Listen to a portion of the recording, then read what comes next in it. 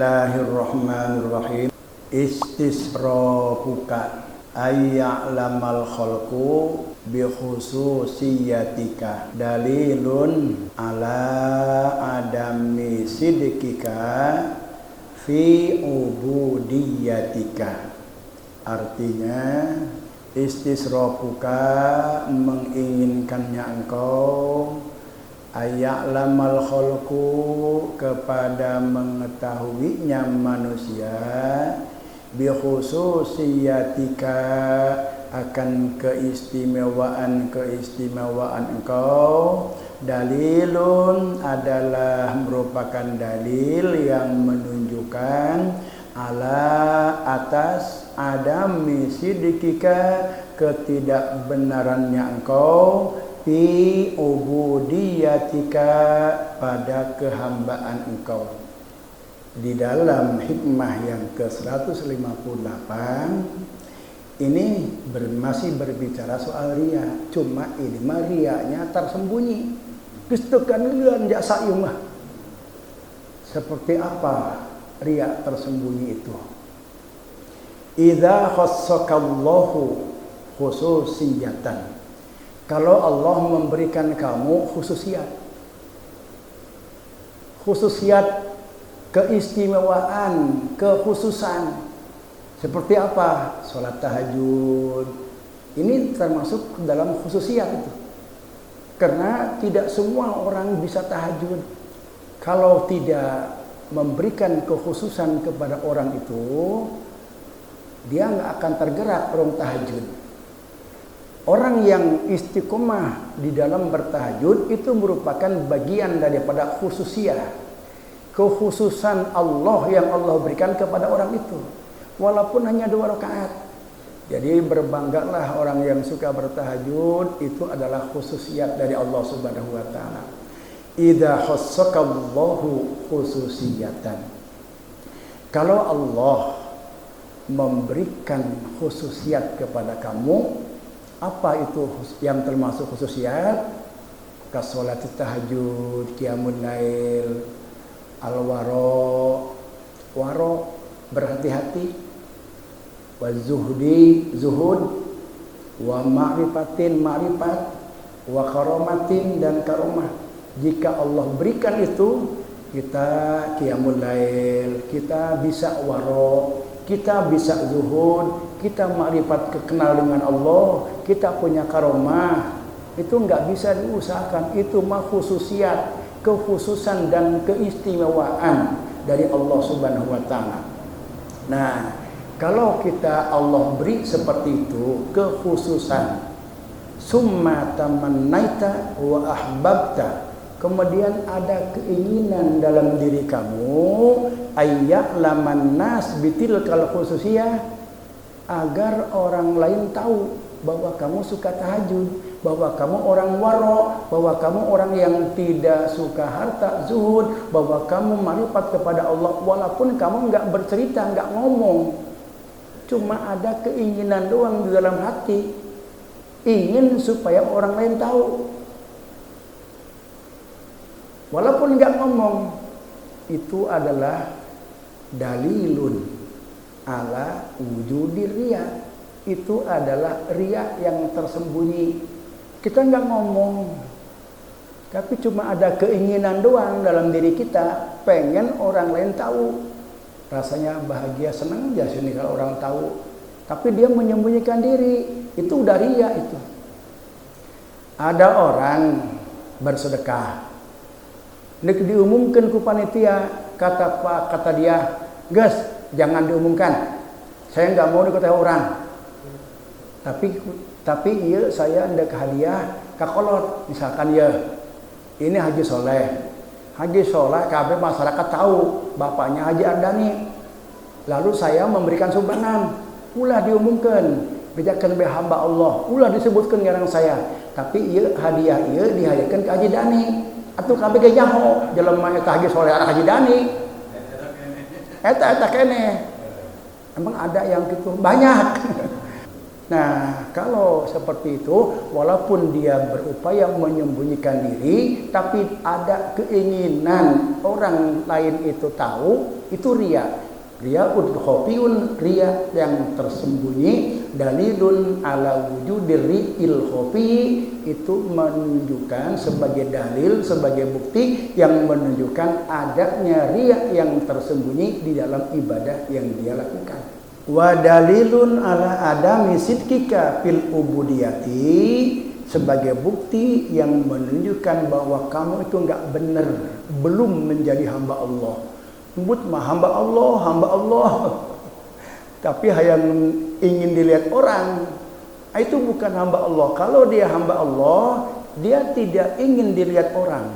Kalau dia berbuat sesuatu berdasarkan cinta, dia enggak perlu orang lain tahu. Yang penting yang dicintainya tahu. Kita ada seorang wanita yang kita cintai, lalu kita berbuat baik kepada wanita yang kita cintai. Kita nggak peduli dengan orang lain tahu bahwa kita berbuat baik kepada itu, hanya ingin diketahui oleh orang yang kita cintai. Kita cinta kepada Allah, lalu kita bersedekah. Sedekah kita kepada Allah ingin diketahui oleh selain Allah. Bohong itu. Bohong. Kalau kita masih ingin dilihat oleh Allah. Kenapa bohong? Kita berarti merasa nggak cukup dengan diketahui Allah. Allah mau sangat mengetahui sekalipun kita nggak ngomong, nggak diumumkan. Dengan kita bersedekah niat kepada Allah, sekalipun tidak diumumkan, Allah tahu. Karena kita itu nggak cukup dengan diketahui dan didengar Allah, lalu kita pengen ada sesuatu yang ada di manusia. Nah, ini artinya dia itu berbohong kepada Allah Subhanahu wa ta'ala. Waro. Apa itu waro?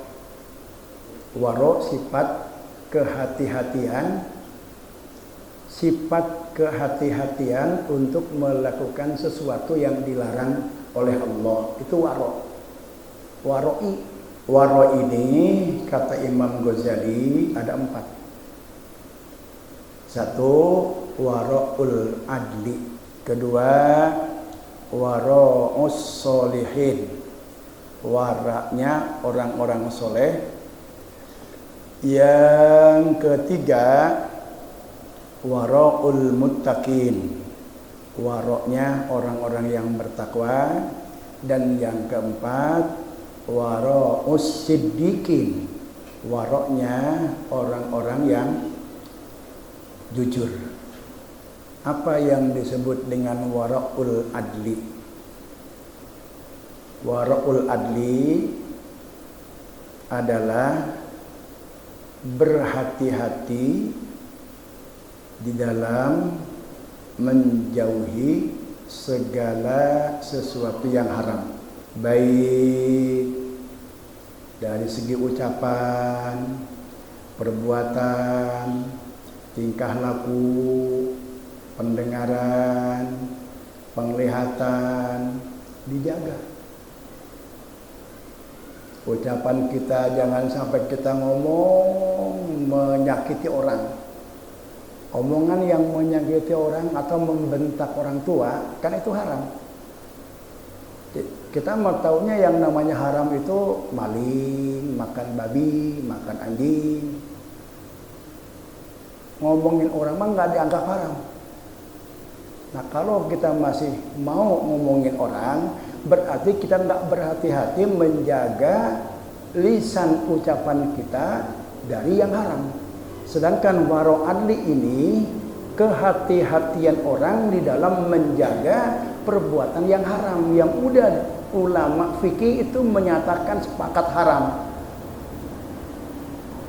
Baik itu sesuatu itu bersifat ucapan, kita bergibah, berbohong, kemudian berkata dengan kata-kata yang menyakitkan, atau gosip, menyebarkan berita yang belum pasti benarnya. Begitu orang bicara, kata siapa, kita nggak tahu sumbernya, lalu kita ikut berbicara juga. Gosip itu sesuatu hal yang membawa kepada keharaman. Itu wara'ul adli, wara' yang paling rendah, yang paling rendah. Kalau meleset dari situ, maka masuk ke dalam fasik, berdosa dan fasik. Ini waro yang paling rendah dan hukumnya wajib. Wajib ini. Wajib kita untuk berhati-hati menjaga sesuatu yang haram. Bergibah. Banyak orang yang terpleset dengan gibah. Ia mah lain ngomongkeun batur. Ari ngomongkeun batur mah pan teu meunang. Ieu mah urang keur carita bae ieu mah. Aduh naon bedana cerita aja ngomongkeun batur. Ya. Aduh masyaallah ieu urang dek hayang dek warok bagi ieu dasar ieu mah dasar jasa. Wajib hukumna hese. Tapi urang ulah leutik hate, jangan berkecil hati. Kita berupaya untuk tidak terjebak dalam yang haram. Waraqul adli. Ini yang pertama nih. Yang kedua, wara'us solihin. Waroknya orang-orang soleh. Waroknya orang-orang soleh itu dia berhati-hati menjaga dari sesuatu yang subhat. Yang subhat itu nggak jelas halal haramnya. Apa? Seperti apa contohnya yang nggak jelas halal haram? Kita mau belanja, yang mana orang yang dagangnya itu kita tahu dia punya warisan dari orang tuanya, berarti ada harta halal yang dia pakai dagang. Lalu dia judi, tembus menang, dipakai modal. Berarti modal yang dia pakai itu ada bercampur antara haram dengan yang halal. Dan kita sulit untuk mana barang yang akan kita beli yang dia beli dengan barang yang halal. Itu subhat. Kita mau belanja di warung yang kayak begitu, subhat. Kita khawatir takut yang kita beli ini justru barang yang dibeli dia dengan barang yang haram, dengan uang yang haram. Maka orang yang waro itu menjaga dari hal demikian, maka dia nggak mau belanja kecuali kepada orang saudara yang dia jelas-jelas tahu bahwa modal yang dia pakai itu benar-benar halal. Dia belanja dari orang, ini orang banyak barang haramnya, misalkan minjem bank. Kita punya keyakinan bank itu ada riba itu haram, dia pakai dagang. Lalu kita belanja di situ. Orang yang waro itu nggak mau dia menghindar dari hal yang subhat. Ini wara'us solihin, lebih tinggi setingkat dari waro al-adli tadi.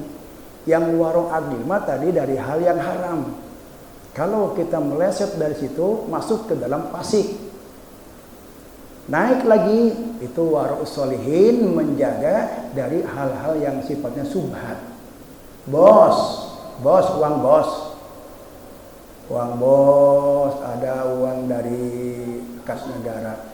Kas negara nyampur, aya pajak, kemaksiatan. Ada tempat-tempat kemaksiatan dipajak, ada tempat judi dipajak, ada orang dagang dipajak, nyampur barang yang halal dengan yang haram di kas itu. Lalu diturunkan kepada masyarakat untuk membantu pendidikan. Ada uang bos. Orang yang warok solihin gak mau bos itu. Embung. Tapi lamun cek syariat mah atau naon ngan makruh doang. Lamun cek syariat, menurut syariat dalilnya ada di usul fikih.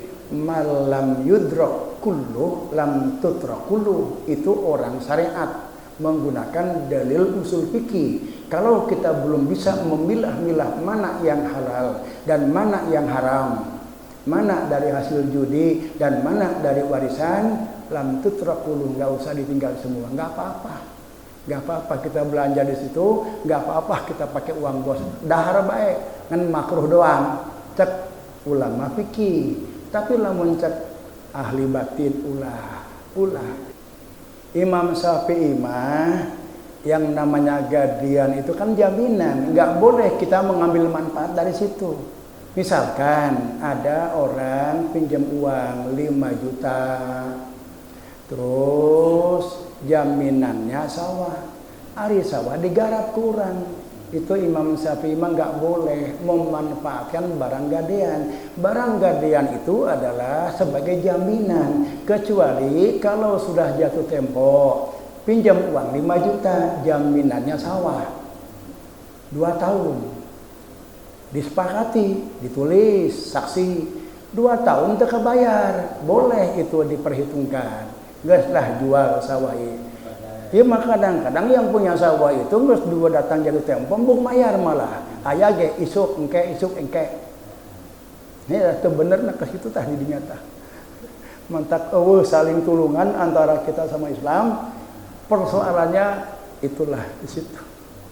Yang ngabolehin itu Imam Hanafi. Ada di Madzhabul Arba'ah, kita boleh mengambil manfaat dari barang jaminan. Orang minjam uang, jaminannya sawah, kata Imam Hanafi boleh. Kita minta izin, ya kumaha sawah ya lamun digarap ku saya, mangga bae silakan. Kata Imam Hanafi pek bae. Nah itu warok solihin. Jadi warok solihin itu dia berhati-hati untuk meninggalkan yang sifatnya nggak jelas, halal haramnya tuh nggak jelas, bercampur antara yang halal dan yang haram. Orang yang bisa melakukan itu berarti dia sudah diberikan khususiat oleh Allah Subhanahu wa taala. Enteng sikap waro, tapi itu mahal. Kalau Allah nggak berikan sikap kemampuan begitu, hese. Atau aing rugi nginjemkeun duit di bere gadean tapi teu menang digarap. Atuh neuk naon aing nginjemkeun? Hese. Yang ketiga, waraul muttaqin. Wara orang-orang yang bertakwa. Seperti apa wara orang-orang yang bertakwa itu? Orang berhati-hati untuk meninggalkan hal-hal yang bolehnya cuma hal yang boleh itu dikhawatirkan berpotensi kepada keharaman. Seperti apa? Kita nih pulang jamaah, hendak nungguan buka maghrib puasa. Laju kumpul-kumpul nungguan maghrib, ngobrol ngaler ngidul. Laju orang teh khawatir lamun orang yang ngobrol bisi kajebak ngomongkeun batur. Sedangkan ngomongkeun batur eta haram. Kita menjauh dari itu kalau kita melihat ada potensi kemungkinan untuk bisa terjebak dalam keharaman. Kan ngobrol-ngobrol itu boleh. Hal yang jaiz yang dibolehkan, cuma kita khawatir takut nanti ada terselip ngomongin orang ghibah. Berarti dari hal yang boleh khawatir kita terjebak jatuh dalam keharaman.